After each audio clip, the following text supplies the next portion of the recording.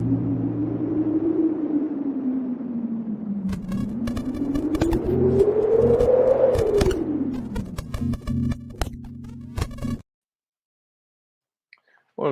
buenas tardes a todos, días, noches, dependiendo de a qué hora nos estén observando. Gracias por acompañarnos en otro de los Q&As que tenemos en esta quinta edición de Black Canvas, Festival de Cine Contemporáneo.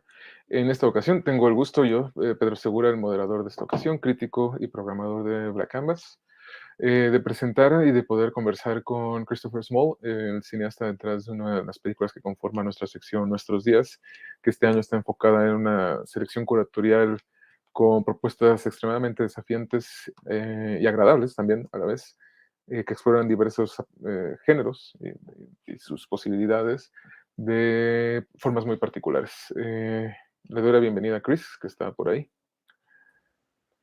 Hi, Hi. Chris. What a pleasure. Thank you. Now, I just want to make a note. Chris is joining us as well as jury in this occasion. We're not going to discuss that, but he's the jury of the Beyond the Canvas conversation. But let's go to the main thing. It's Communist. What a film. What a film, Chris. No, we're really happy to have Communist with us in the programming. I think it's a film, when we discuss it, that fully fits the curatorial searches. I don't know if it's a translation in my broken English that we're looking for it. It's a film, and this, I'm going to throw you the first question. It's a film that explores genre, or genres in plural, in extremely particular ways. In a way, I met you randomly by life in the moment when you were conceiving and finishing this film. So I know that you were trying to explore and to put a lot of things in the blender, let's say, and to find it's your first film, a cinematic voice that explore all your cinephile influences that you have. So I'm curious if you can share us a bit about the process about conceiving Communist, and as well, and how for you the genres as a film critic, as a cinephile, I think they are super important presence of them in your film, and how you subvert them. And that will be my first question. I don't know if you subvert them. Well, you do. You transform in something. Yeah, that's interesting. Thanks for the observations, and thanks for inviting me here to actually speak about it, because it's kind of rare these days. Yeah, it's interesting because I actually don't see the film that way. I don't conceive of it that way, even though other people have all observed that. And I mean, looking at the film objectively, you can see this huge mix of ideas and influences and different genres playing up against each other. But, you know, the starting point for this film for me, and the starting point, I think, just from my personality, creating anything in cinema, is this feeling that I need to flatten everything. I need to look for some kind of affect that is appealing to me, and I will apply that to anything that's in front of me. So when you watch Communists, you can see that even though it's true that it is this kind of, as you said, you know, throwing everything into a blender, playing different things against each other, drawing from different parts of, you know, my interests in film, it actually, to me, always starts with this gaze on every scene, this way that I'm trying to make every scene feel, make every scene look, make every scene sound, the way that people are walking. You know, this is where it all starts for me. It doesn't really start in this kind of you know, Tarantino realm where I'm really explicitly drawing from things. It really does start with that, like this way that I'm trying to develop some kind of personality in film. And I mean, this is interesting because this was my first film basically ever. You know, I made some very small film when I was in university, but other than that, I mean, I never made anything. So to me, it was a search, but at the same time, like this search, very, very quickly, within just a couple of days of shooting, or even the first day of shooting, I was already very clear on how I would approach every scene. You know, and this flatness of affect is just something, you know, like, I think it comes from, if I had to say a cinematic influence, it's Romer in a way, you know, like this somehow this distance from your subject and the ability with distance to feel at least like you're controlling things, and that you know, like the tools of cinema are reduced so much, but still they give you this great kind of controlling influence over everything you're watching. So I mean, yeah, it's funny to me because in one sense, like, this is what the film feels like to me, you know, when I look back on it or I watch it again.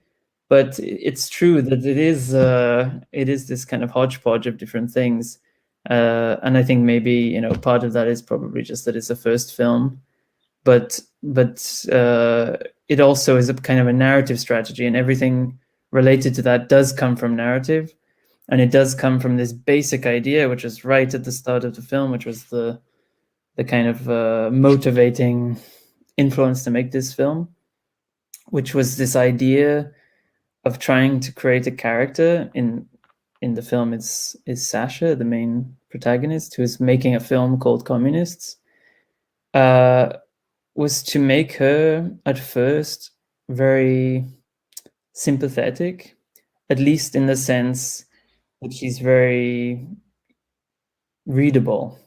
You can understand her, that she's coherent, you sympathize with her to some extent because she's so, you know, she's kind of annoying in some ways, but it's kind of inviting. You know, she's charismatic, she's interesting, and so forth. And so the whole idea for the film was that this would be the first part, and in the second half of the film, I would try to do a sleight of hand where you are distanced from her gradually, more and more, as her behavior becomes more and more erratic and more irresponsible.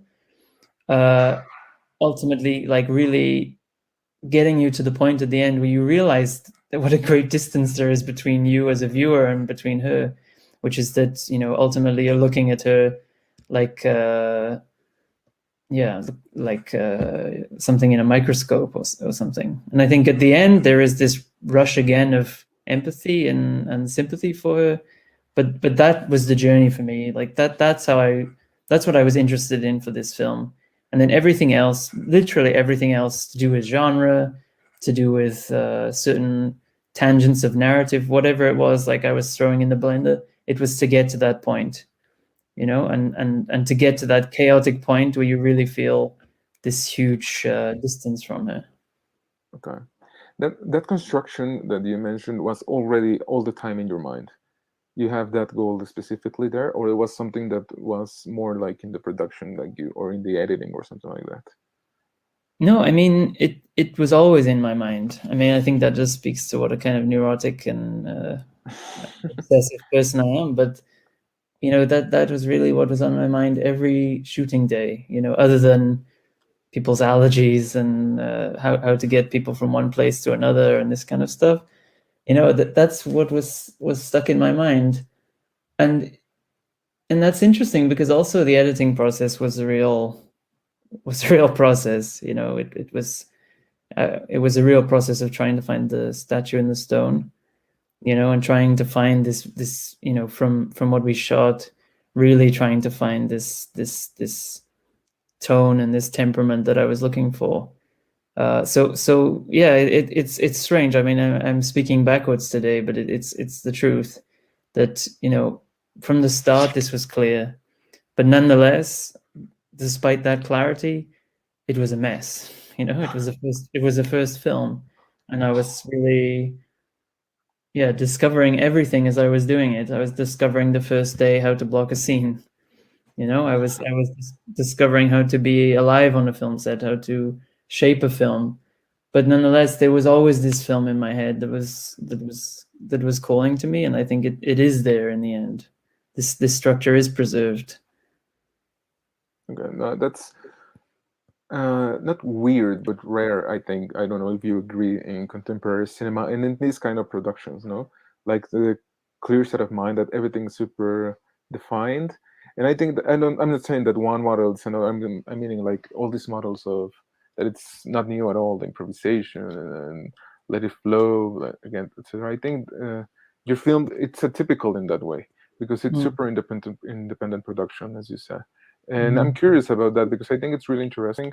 If you can share us a bit about the process of production of Communist, um, and because I want to point out something in the film, cinema it's another character in a way. She's a film director. She's in the, and I want to ask you as well as a second kind of more interesting question, like how do you think that this other character blends into the film or incorporates itself?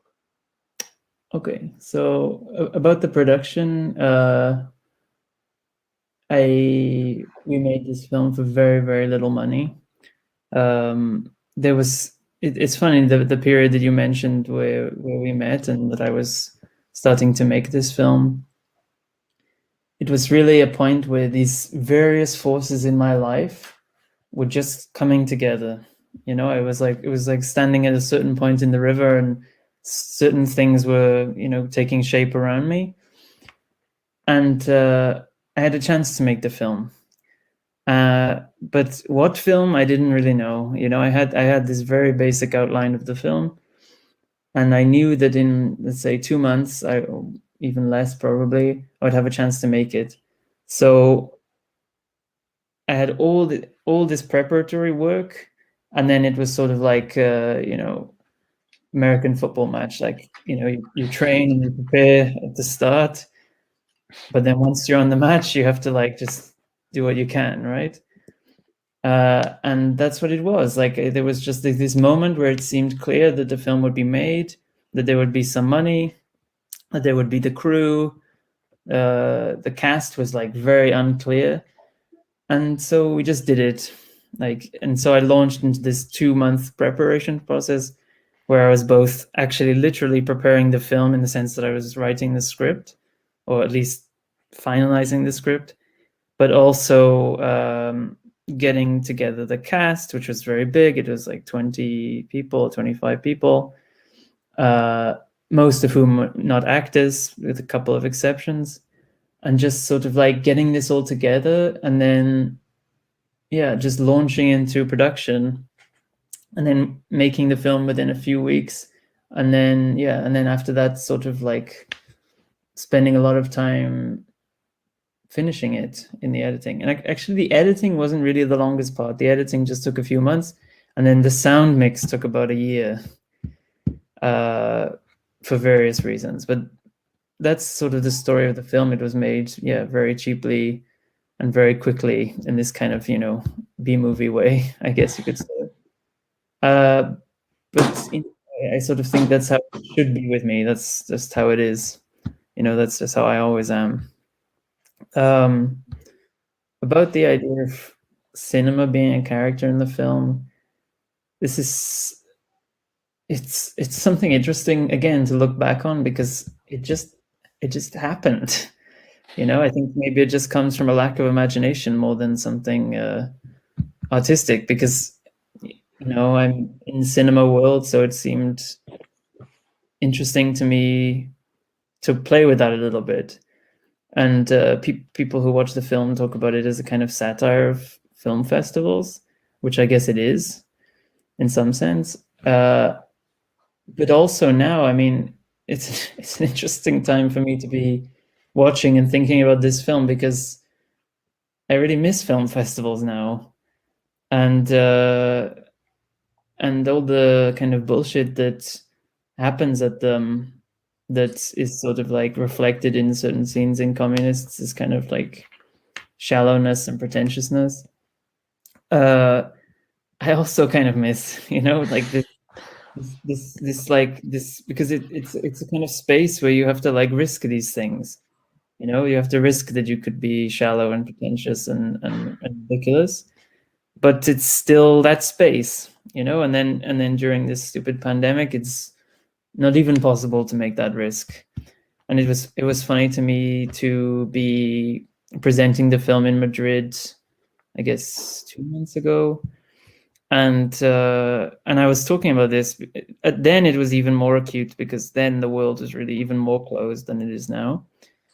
And, you know, I spoke about how it feels like that, somehow melancholy for me to look at the film as this as this gesture that I had of like being so immersed in this world that I feel the need to kind of poke fun at it and show its limits. And then now finding myself in a place where this world essentially doesn't exist anymore is kind of melancholic. And so I was saying all this stuff, and then the film began, and I took my seat, and I was just sat in the middle of the crowd, and in the scene where she introduces communists, she doesn't introduce communists. She introduces the garden in the film, and she's standing at the front, and she's giving this speech, and I realized that she's saying more or less the same thing that I.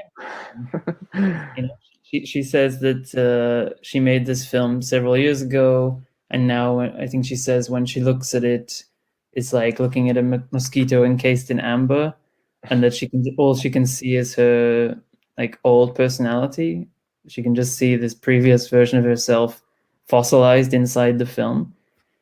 And so like I was sat among these like 250 or 300 people, and as soon as as soon as this scene came on, everybody just laughed because of this strange symmetry with the way that I'd introduced the film. So yeah, so I mean, it's just that it's like this is very mysterious connection. It's if the next film I'm making has nothing to do with cinema. Like it's not a character, it's just for me what is important in like trying to build a film like this, and I think this will probably infuriate many people who see the film also, is that I'm always trying to cram as much into it as possible while still winking to the audience that I'm also in control somehow, that it's not just a mess. I mean, many people will probably think it is a mess, but my idea is that, for example, like these narrative tangents that the film is full of that don't really get explored, that comes from me somewhere deep inside me, that needs to just stuff the nooks and crannies of the film with this kind of narrative material. And I think that's related to the idea of cinema as a character, because I'm far more easily able to get that material, to pull it from this world of film that's so rich with detail that I can steal that detail and shove it into the film. Whereas if the film was about botanists, I wouldn't be so I wouldn't have such an access to such an arsenal of detail. But I will do it next time. But you what? Sorry. But I will not, like the next film's not about movies. It's about botanists. No, but in a way, it's because I didn't want to go this, and I don't think it's like that. But I think in a way, Communist, it's a really personal film because there's a chaos in the film in a way. It's as you said, it's deliberately deliberado. You understood. There's an intention behind that. It's a reflection of Sasha. I wanted to talk to you about Sasha specifically. Not asking you if you consider Sasha as an avatar, but in a way yourself and a lot of experience that you have. But as well, I think it's more like a comment, to be honest. I think it's a reflection of you trying to deal with cinema, and I think that's one of the beautiful parts of Communists, or one that I really enjoyed. It's like seeing. I mentioned the blender in the beginning because it was like a cook trying to discover what these ingredients can do together. You're a neurotic and you have a lot of things really clear and you're really strict. But as well, I think you're a super free man that in the cinema you can see it. It's a boys that try to discover and to understand cinema and the creation. And I think and the question that it's at the end, I wanted to ask you how it was to work with the actors with Sasha. That I think she really sustains the film. She does a great job, and being so neurotic, so saying that you like to control movements, the entrance, light, giving importance to all this, and just to close, like the importance of Sasha in the film. It's like the two sides of my personality, like the Jekyll and Hyde that I live with every day, which is that, like, on one hand, I'm deeply obsessive and neurotic, and and ordered, and then on the other hand really not, really somebody who like feels like the value in life is this freedom and chaos.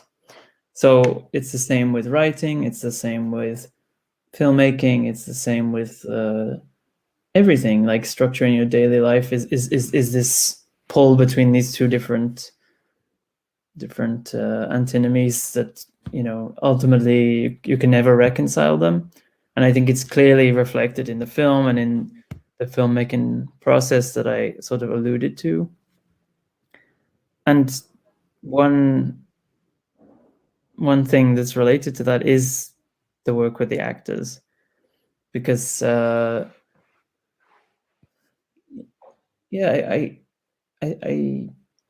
think it's a beautiful process, actually, because the one thing I realized on the first day of shooting, which is I will obviously give myself away here as a complete Philistine, but one thing on the first day of shooting that like really occurred to me when I was thinking like, oh my God, I have to actually make this movie, I did all this stuff and I have to really figure it all out, is that I realized that you have to create something.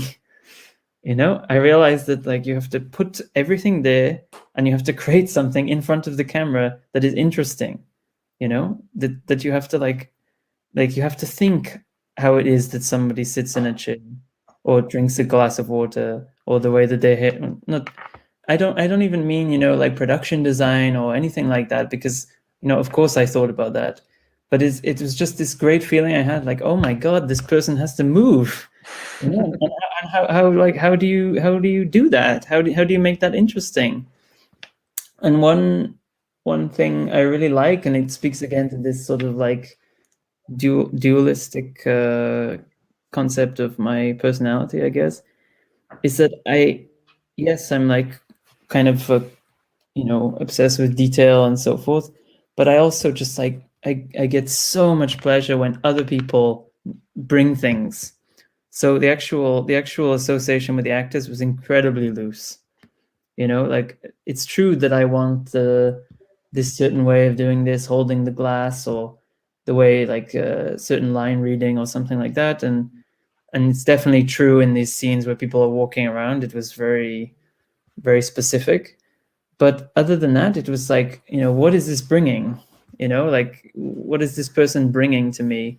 And I was just constantly surprised by that all the time, and particularly with Poppy, with the lead actress, because what I did was, and I think maybe like I hope this didn't mess Poppy up too much, but I sort of blended her with the character. And she did the same, because it was a very intense process, and it was her first film that she never had a role before, and so I just was and she was doing the same. We're just taking parts of her personality and fusing it with Sasha, and I don't mean the not flattering parts, but I mean, it's like when I watch the film now, and previously during COVID, when I was feeling very lonely, I would just watch the film to enjoy the pleasure of people's company, because particularly with Poppy, she has so much in common with Sasha, and so many of her daily gestures, the way that she moves through a sentence, are the way that Sasha does them too. That was what that was like, and that was some people more than others. Some people came and they sort of like did the job, but with the more kind of special actorly collaborations, it was that way. It was, trying to use all the tools that they were bringing, all the surprises that they were bringing, and trying to kind of funnel them towards an end. And I mean, it never changed the film. I can't say it changed the film in a kind of narrative sense, never influenced that. But there's just these scenes where they just themselves, and it's so beautiful. And it also goes back to Romer. In Romer films, there's always like two shots, the shot and reverse shot, and he's always holding one side longer than he should before cutting to the other. But that also creates something. It creates this these moments where you're just looking at people's faces as they're thinking what to say, and you can see them working through their ideas. And I mean, my film's not Romer, but there are definitely moments like that in there. And there are moments where, you know, somebody, you know, had a sore throat, so they were speaking in a more husky way, but it's beautiful. It adds something to the scene. And to me, like, the time has started to sort of wash away those real life traces. And now, like an audience member, I can sort of only remember I can only see what's on screen. So that's what it was. It was this very, very, very free approach. It was more Renoir than Fritz Lang, you know. It wasn't a totalitarian process. It was really pure collaboration, which of course leads to mess. It leads to huge mess. Yeah. But then the deal is then to just how to shape that afterwards. Yeah, I think when in the previous intervention I said it was a really personal film, or I felt, but usually the personal films, I don't know, it's film diaries or things like that. Maybe it's because we know each other that I felt that with Communist, but I think it's this internal mess of, it feels like a human film, I will say. Even if it's cinephile, even if it has these elements, these aesthetics, it felt really, really pure, as you mentioned. And I want to thank you about that. It was a pleasure, Chris, that you can join us. Your film will be screening in Film in Latino today. I encourage, and I hope that you too, encourage audience to discover Communist in this Black Campus 2021 pandemic hybrid edition. Anything you would like to add, Chris? Yeah, I just want to really thank you for programming the film. It's really, yeah, now that I'm also looking at the festival as a jury member, it's very shocking to me that to be among this company at the festival. And I mean, the festival is so well curated that I almost trust you for your reasons to choose the film. I did sort of like vaguely avoid your last question. It just occurred to me about Sasha being my avatar. But since I've sort of like displayed my neuroses quite clearly today, I think now I can leave it to the audience to decide whether she's my avatar. No, I think we're in confidence, you know. Black Campus family, let's say. Thank you so much, Chris. And please don't miss the film. It's 24 hours. Perdón, I'm going to switch to Spanish, perdón. 24 horas, todo el día, límite de plays en Film en Latino, Communist, parte de nuestra sección, Nuestros días. Thanks so much, Chris. And Thank you thanks so again. much. Thank you. Good luck. Thank you.